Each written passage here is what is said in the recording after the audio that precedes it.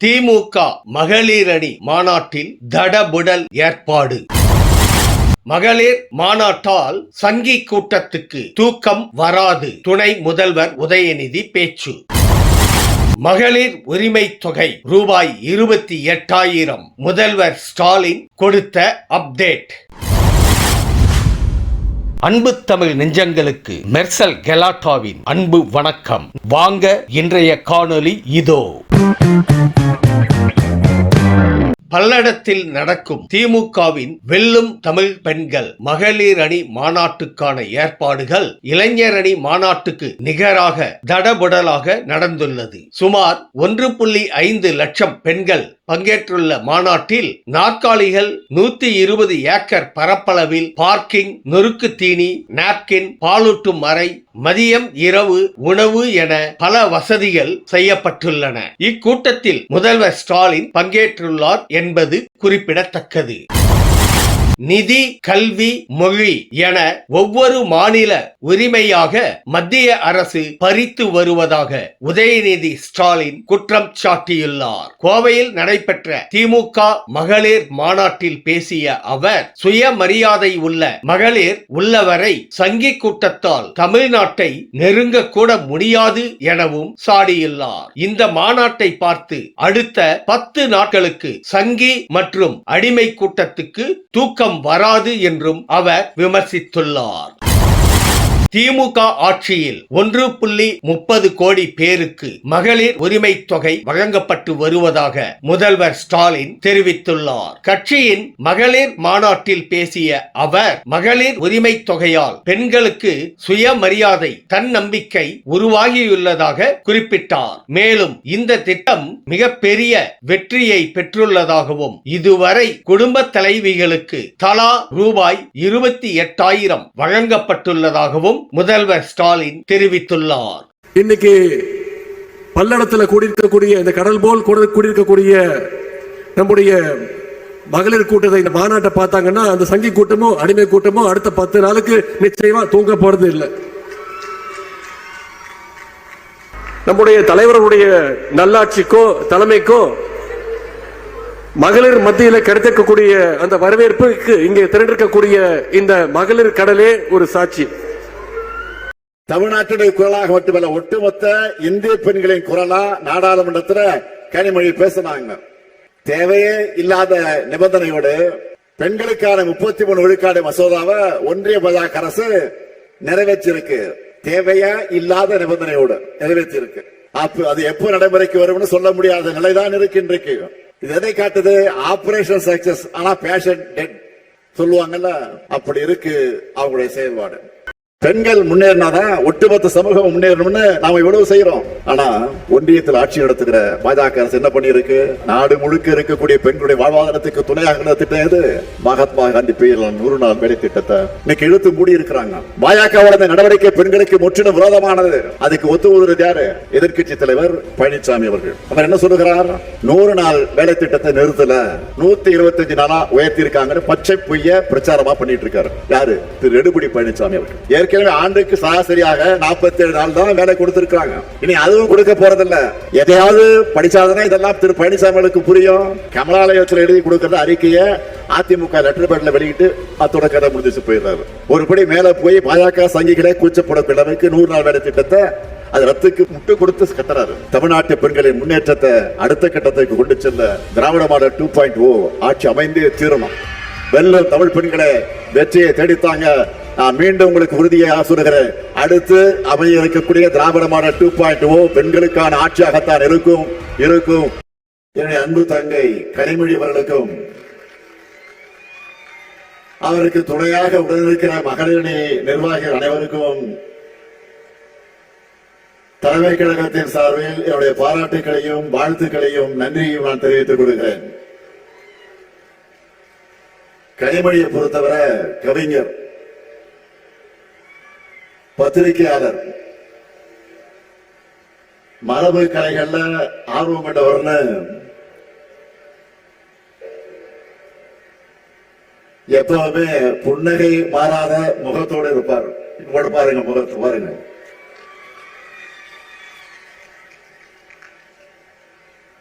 அதே வேளையில் நாடாளுமன்றத்தில் உரிமை குரல் எழுப்பும் போது கர்ஜனை மொழியாகவும் சீருவார்.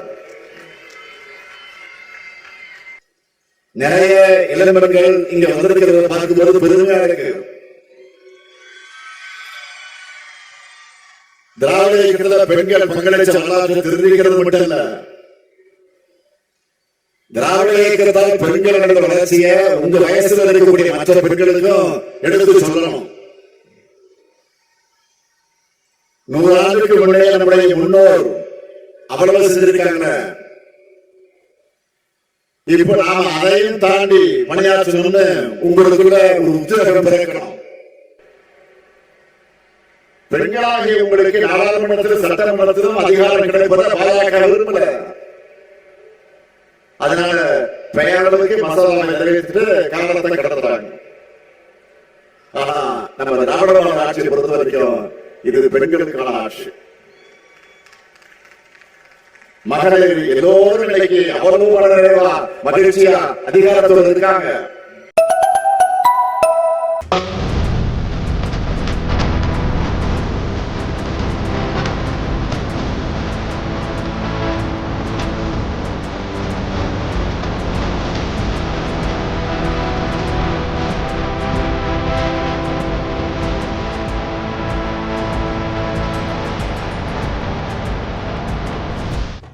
கருத்து சோப்பு கனவு போல லட்சக்கணக்கான பெண்கள் தாய்மார்கள் இப்படி ஒரே இடத்துல கூடதான் கூடியிருப்பதாக வரலாறே இருக்காது.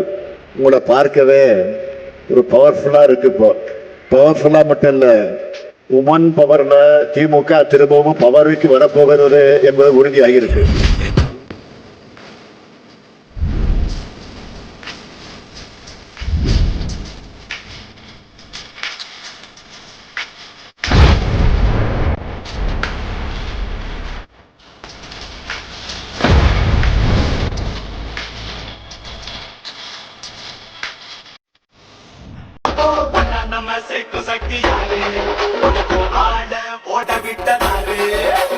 உண்மைக்காக ஒலிக்கு குரல் யாரு, சமூக நீதி காக்கும் கோட்டை யாரு.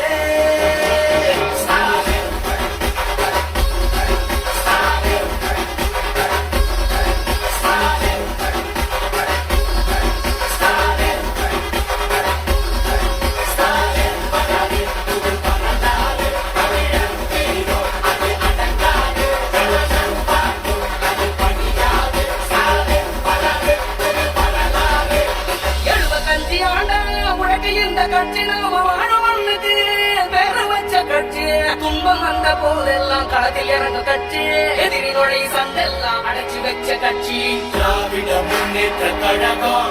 அது எல்லாருக்கும் ஒன்னான குடும்பம்.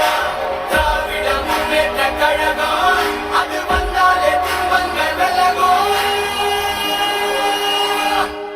எந்த சாவ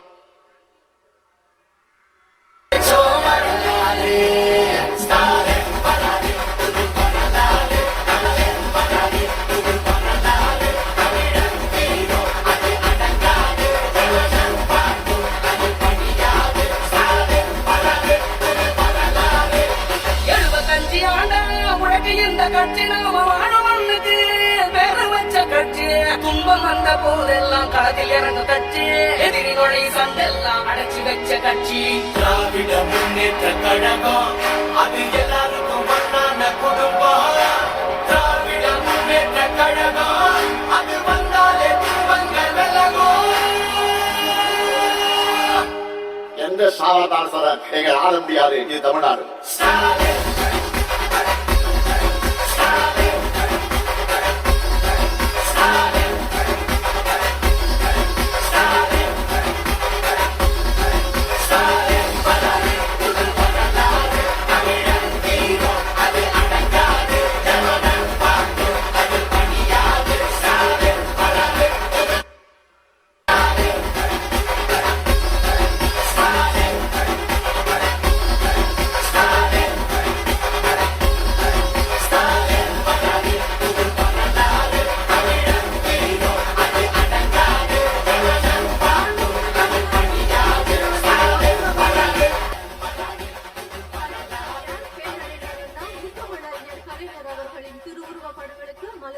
மரியாதை செய்து கொண்டிருக்கிறார்கள் நம் கழக தலைவர் மாண்புமிகு தமிழ்நாடு முதலமைச்சர் அவர்கள். மானமும் அறிவும் மனிதர்க்கு அழகு என்ற அறிவு மொழியை நமக்கு தந்தார் தந்தை பெரியார். எல்லோருக்கும் எல்லாம் என்று திராவிட மாடல் அரசை நடத்தி கொண்டிருக்கிறீர்கள். மகளிரணி, மகளிர் தொண்டரணி நிர்வாகிகள் மற்றும் வெல்லும் தமிழ் பெண்கள் ஆகிய உடன்பிறப்புகளாகிய உங்கள் அனைவரையும் கழக துணை பொதுச் செயலாளர் நாடாளுமன்ற குழு தலைவர் திருமுகு கனிமொழி கருணாநிதி அவர்களின் தலைமையில் நடைபெற்றுக் கொண்டிருக்கும் வெல்லும் தமிழ் பெண்கள் மேற்கு மண்டல மகளிர் அணி மாநாட்டிற்கு வருக வருக என அன்புடன் வரவேற்கின்றோம்.